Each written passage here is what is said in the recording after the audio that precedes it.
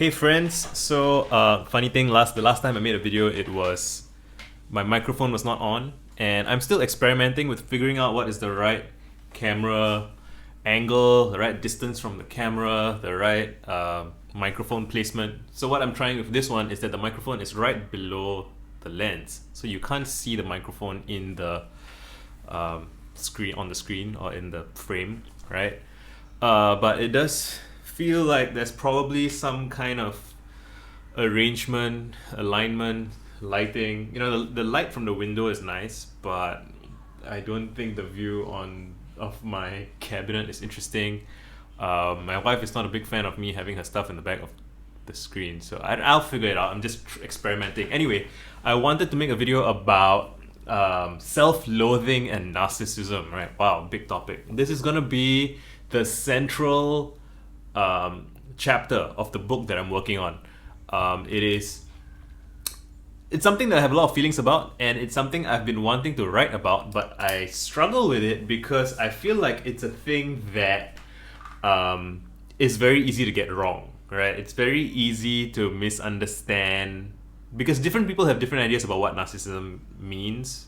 Different people have different ideas about what self-loathing means. Well, self-loathing I think is a little bit more straightforward, right? Like you are mean to yourself, you're cruel to yourself, you have thoughts that are the kind of thoughts that if you witnessed somebody saying those things about somebody else, you would think, wow, that's really harsh, that's really cruel, there might be some truths to it, but the point is that it's not fair, or it's not productive, it's not kind. And Russell Brand had a quote about addiction, and I think he was talking with Jordan Peterson, or it might be one of his talking points that he uses regularly.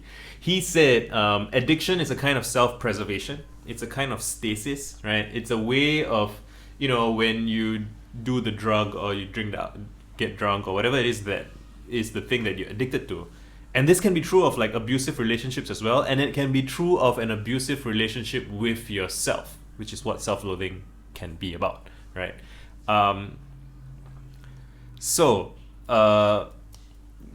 The thing to see, so it's challenging to talk to people who are struggling with self-loathing because you want to help them, but simply saying, oh, you shouldn't do that, you shouldn't say that, it's like telling a cigarette smoker you shouldn't be smoking. Like, yeah, they already know usually, but there is a stickiness to self-loathing that I almost feel like, yeah, you can't address it head on, in my experience, or it's very, very difficult to address it head on unless that person is at a stage in their journey where they are kind of prepared to do the work and face themselves in that way.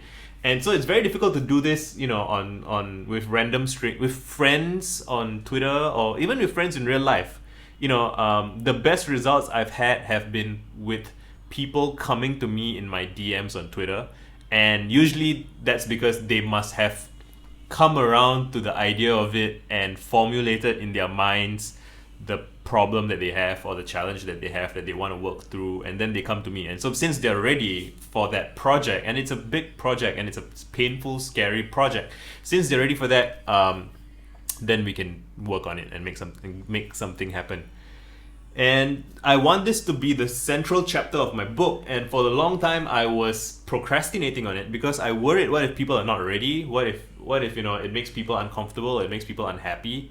And so I have been sharing bits and pieces about this with other people, and I get a range of responses, and I'm coming around to the idea that like anybody can say anything to anyone at any time in the world, right? And there's this great blog post by Sasha Chapin, I hope I got that right, which he has since deleted, which I'm very angry about, Sasha, but there's a screenshot of it on Twitter where he says that, yeah, anyone can just say a phrase and change your life. Someone can just mention something to you that makes you want to go and do something or makes you want to try something. I mean, they might not make you do it, but they might have asked you a question that made you think something, right? So my friend Arden Lee, she tweeted, she was tweeting about something else. She was tweeting about like seduction and aesthetics, and there was one phrase in her Twitter thread where she said, "Did you forget that you live here? Like, why is your home so kind of sparse and soulless. And that one phrase, "Did you forget you live here?" is like, it led me down a path that now makes me wear colorful clothes and jewelry and stuff like that. And I wouldn't say she made me do it, but her utterance was the kind of catalyst, or the thing that kind of sparked a change that led me down that path. And so that's powerful stuff, even if she's not responsible for it. I'm mature enough to not blame someone else for my life, right? Ultimately, we each have to take responsibility for ourselves. And yet I do feel guilty in some way if something I say makes someone else uncomfortable. That's something I have to work on. And I'm working through it by making these videos and by talking and writing and figuring this stuff out. But yeah, okay, I want to end this video in 10 minutes, and I want to talk a bit more about self-loathing and narcissism.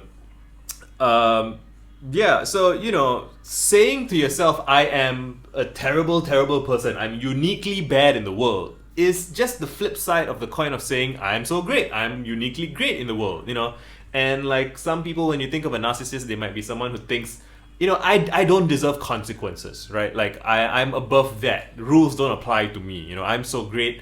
I can manipulate people and get away with it, and do whatever I want. Like, this is my life. And the flip side of that is like, just as some person thinks I don't deserve consequences relative to other people, the flip side of that is I deserve extremely bad consequences and pain and suffering, worse than everybody else, because I am uniquely terrible, right? I'm uniquely amazing, I'm uniquely terrible. They both alienate you from others and from people. And it can be kind of true in some way. It is possible to be unique. It is possible to be alien. I consider myself kind of a unique alien type person, like, especially if you understand the country that I'm in and the place that I grew up in, and like, just, I'm very deviant from my society. And yet, I am not above or below human decency. If you watch the movie The Two Popes, which is like a fictional representation of Pope Benedict and Pope Francis interacting, and Benedict is played by the Anthony Hopkins, and Pope Francis is played by the High Sparrow from Game of Thrones, which is great. And anyway, so Pope Francis in the movie, he says that he feels bad for not having done enough, I think, during some like a civil war type situation in Argentina. And so he described how he would try to make amends for it, and he just seems really beaten and broken down by like how everything that he does as a form of penance to make up for his previous inaction, it tries to feed people and stop evictions and all those things, and he just seems so burdened by it. And Benedict, Anthony Hopkins, he says, we all suffer from spiritual pride, and he's talking from Pope to Pope, right? We all suffer from spiritual pride, and you must remember that you are not God. We are, and he says, we are in God. We move in it, and through God we have our being. But we are of it, but we are not. It's just, you're not God. You are not omniscient. You're not omnipotent. You're not. You do feel that relative to your peers, maybe. And this is a pope talking to another pope. I mean, it's fiction, but I felt strongly about this. A pope telling another pope, like, don't take yourself so seriously. Don't beat yourself. You don't, in a way, what he was saying, in how I'm reading it, is like, you don't have the divine authority to beat yourself up and judge yourself in such grotesquely harsh terms, because you are not God, And similarly, I think when people, actually, I realized I could talk about this for hours. When people experience spiritual pride or self-loathing, or just kind of, there's some part of you that's beating up another part of you, right? Bullying another part of you. And I think people get addicted to that because even as your camera is focused on the person getting beaten up, you are also the person doing the beating, and there is something selfish and exciting and powerful feeling about being the bully who is bullying yourself. And yeah, all the attention is on, oh, I'm so terrible, oh, I'm so sad, I'm so, like, it feels like the bad things are happening in a vacuum, but they're not. It's happening from you. It's both you, And someone DM'd me to say that that mirrored her experience or her understanding of eating disorders, which is kind of the same thing. It's like it's about power and control. It's about being an authoritarian over yourself. And people who are normally kind of, they will vocally say, "Oh, I'm against authoritarianism. I'm against fascism. I'm against abuse of power and like shitty cops and all of those things."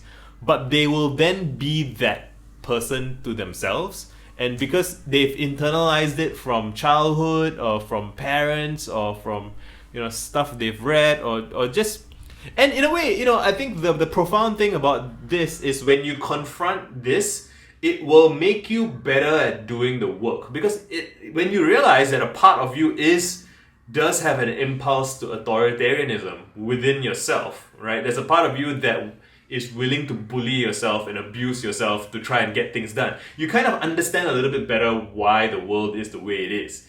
And the way out of that is, and so a problem that a lot of people have once they conceive of this is that they still think in the old way, and they recognize that the old way is bad. But the impulse is to use the old way to try and get rid of the old way. It doesn't work because in using the old way, you reinforce the old way. You know what I mean? Like, you cannot bully someone into becoming a better person, because what they learn from it is that bullying is how things get done.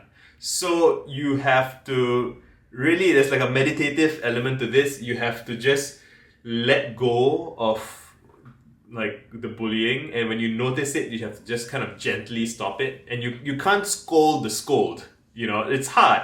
And I don't expect anybody to watch this one video and suddenly be enlightened overnight and be like, "Oh wow," But I'll link this comic that is about meditation that I feel captures the same kind of thing. That you have to learn to be gentle, and you have to learn to be non-violent with yourself, like even verbally. And yeah, I don't want this to go on for too long, so I'm going to end this here. But please ask me any questions you have, and let's have a discussion in the comments if possible, because I'm working this into my book and I want it to be really correct and useful to people. Done.